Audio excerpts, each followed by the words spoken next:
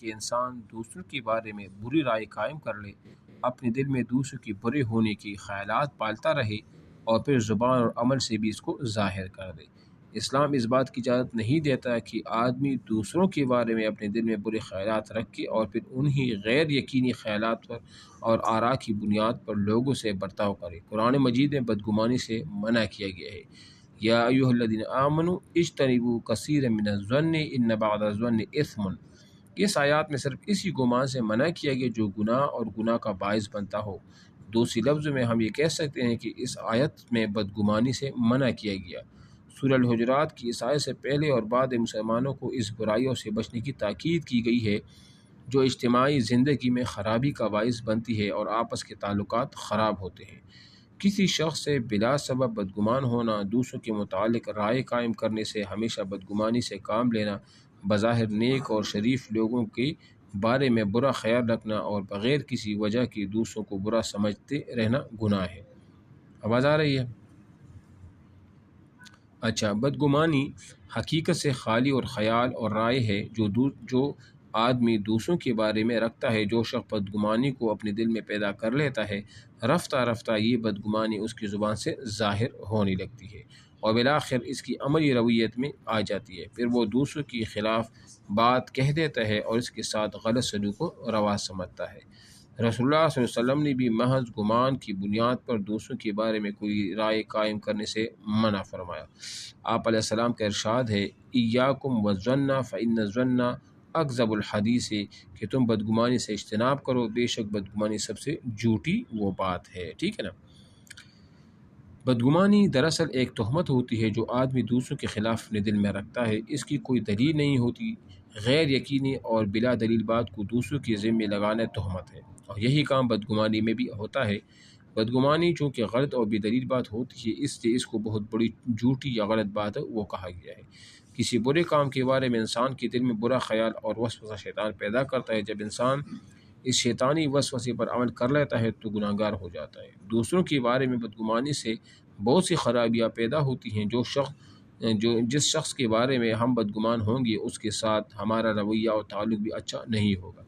بدگمانی دراصل دوسروں کی نیت کے بارے میں ہماری بری رائے ہوتی ہے، حالانکہ نیت اور دل کی بات اللہ کے سوا کوئی نہیں جانتا۔ یہ بہت خطرناک عمل ہے۔ انسان یہ غلط کام کر لیتا ہے مگر اس کو اب محسوس نہیں ہوتا۔ بدگمانی انسان کی ذاتی رائے ہوتی ہے جس کے مطابق اگر انسان عمل کرے تو بہت بڑا گناہ بھی کر بیٹھتا ہے۔ ایک دفعہ کا ذکر ہے کہ ایک جنگ میں حضرت اسامہ رضی اللہ تعالیٰ عنہ کا سامنا دشمن کے ایک آدمی سے ہو گیا۔ اس نے حضرت اسامہ رضی اللہ تعالیٰ عنہ کو دیکھ کر کلمہ پڑھنا شروع کر دیا۔ حضرت اسامہ رضی اللہ تعالیٰ عنہ اس پر تلوار کا ارادہ کہ اس کو قتل کر دیے۔ خبر آپ علیہ السلام تک پہنچی تو آپ علیہ السلام نے حضرت اسامہ سے فرمایا، اس نے لا الہ الا اللہ پڑھا لیکن پھر بھی تم نے اسے قتل کیا۔ حضرت اسامہ نے عرض کیا، رسول اللہ علیہ وسلم، اس نے ہتھیار کے ڈر سے لا الہ الا اللہ پڑھا تھا۔ آپ علیہ السلام نے فرمایا، تم نے اس کا دل چیر کر کیوں نہ دیکھ لیا کہ اس نے کلمہ دل سے کہا تھا یا نہیں؟ حضرت اسامہ کہتے ہیں کہ آپ علیہ السلام بار بار یہ الفاظ دہراتے رہتے تھے اور میں سوچ رہا تھا کہ کاش میں آج ہی مسلمان ہوتا اور یہ غلطی مجھ سے نہ ہوتی۔ بدگمانی سے بے گناہ شخص کو گناہ گار بنا دیا جاتا ہے اور چھوٹی غلطی کے مرتکب کو بڑا مجرم بنا رکھا جاتا ہے۔ بے احتیاطی یا بھول چوک سے غلطی کر جانے والے کو جان بوجھ کر غلطی کا ذمہ دار ٹھہرایا جاتا ہے۔ یوں معمول یا چھوٹی سی غلطی کو انسان کا بہت بڑا جرم بنا دیا جاتا ہے اور اس کی عزت اور وقار کو نقصان پہنچا دیا جاتا ہے۔ زندگی عام حالات میں ہمیں دوسرے کے بارے میں اچھا گمان رکھنے کی تاکید کرتا ہے، جب تک مضبوط دلائل سے دوسرے کی غلطی ثابت نہ ہو جائے اسے مجرم نہیں سمجھنا چاہیے۔ اللہ تعالیٰ نے عام انسانوں کو ایک ماں باپ سے پیدا کیا، ان کی آپس میں محبت اور انس کرنے والا بتایا، پھر ان کو پیار محبت اور الفت کے ساتھ مل جل کر رہنے کی تعلیم دی اور ایسی چھوٹی بڑی تمام بات اور کاموں سے کیا وہ منع فرمایا ہے جو ان کی باہمی محبت کو نقصان پہنچائے۔ آواز آ رہی ہے؟ اچھا، سورہ الحجرات میں ان برائیوں کی بڑی وضاحت کے ساتھ اللہ تعالیٰ نے وہ بیان کر دیا ہے۔ مطلب کسی کا مذاق اڑانا، دوسروں کی برائیاں بیان کرنا، دوسروں کی برائیوں کو معلوم کرنے کی کوشش۔ اکثر لوگ اس طرح کہتے ہیں نا کہ اپنی برائیاں تو دکھتا نہیں ہے، سوچتا نہیں اپنے بارے میں، لیکن دوسروں میں جو ہے نا وہ نکال لیتا ہے برائی، اور دوسروں کو برے ناموں سے بلانا، دوسروں پر الزام لگانا، اپنی ذات کو اونچا اور دوسروں کو نیچا سمجھنا، خود کو امیر دوسروں کو غریب سمجھ کر تکبر غرور کا اظہار کرنا، یہ سب ایسی باتیں ہیں جن کی وجہ سے مسلمان معاشرے کے اندر پیار محبت کو نقصان پہنچاتا ہے۔ ان کے اندر گروہ بندی اور فرقہ پرستی پیدا ہوتی ہے، اتحاد و اتفاق ختم ہو جاتا ہے اور افراتفری و انتشار اس جگہ کو جنم لے لیتا ہے۔ رسول اللہ صلی اللہ علیہ وسلم نے ایک موقع پر فرمایا، میرے ساتھیوں میں سے کوئی شخص کسی کے بارے میں کوئی بات مجھ تک پہنچائے، اس لیے کہ میں پسند کرتا ہوں کہ جب تم لوگوں میں آؤں تو میرا دل تمہارے بارے میں صاف ہو۔ حضرت علی رضی اللہ تعالیٰ عنہ نے بدگمانی کے بارے میں فرمایا، برا انسان دوسروں کے بارے میں حسن ظن نہیں رکھتا کیونکہ وہ دوسروں کو اپنے جیسا سمجھتا ہے۔ بدگمانی سے بچنے کے ذرائع، کیسے ہم بچیں گے؟ بدگمانی سے بچنے کی بے شمار طریقے ہیں، تاہم چند باتوں پر عمل کر کے ہم دوسروں کے بارے میں بدگمانی سے محفوظ رہ سکتے ہیں۔ ہمیں اپنی طرف دیکھتے رہنا چاہیے کہ جس طرح ہم سے غلطی دوسروں سے بھی ہو سکتی ہے، لہذا جس طرح ہم اپنے آپ سے نفرت نہیں کرتے دوسروں سے بھی نفرت نہیں کرنی چاہیے۔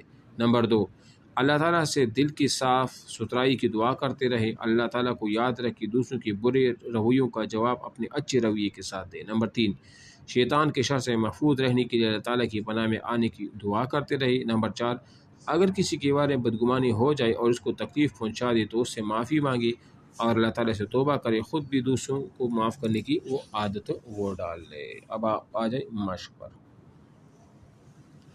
آ جائیں۔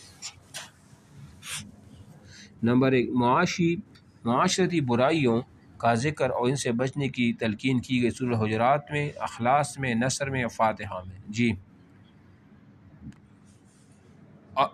ہاں جی، آپشن نمبر الف سورہ الحجرات میں۔ نمبر 2، حدیث مبارک کے مطابق دوسروں کے بارے میں کوئی رائے قائم کرنے سے منع ہے، محض گمان کی بنیاد پر۔ نمبر 2، محض وہم کی بنیاد پر۔ نمبر جیم، یقین کی بنیاد پر، محض رائے کی بنیاد پر۔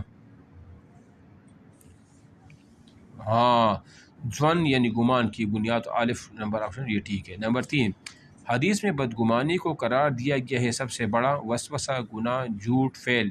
یہ تو آسان ہے۔ نہیں، کیا ہے؟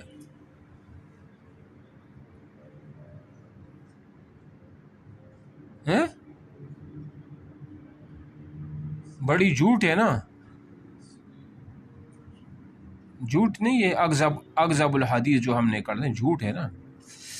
اچھا، سوال نمبر 4، بدگمانی سے معاشرے میں پیدا ہوتی ہے نسل پرستی، فرقہ پرستی، عصبیت، جماعت۔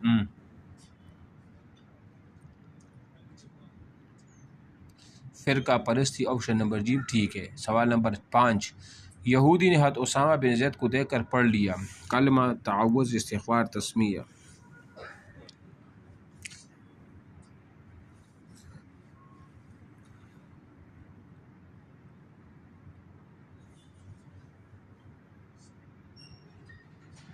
بعض یہ کیا لکھا، ایاکم والظن فإن الظن اکذب الحدیث، بدگمانی سے اجتناب کرے، بے شک بدگمانی سب سے بڑی جھوٹ ہے۔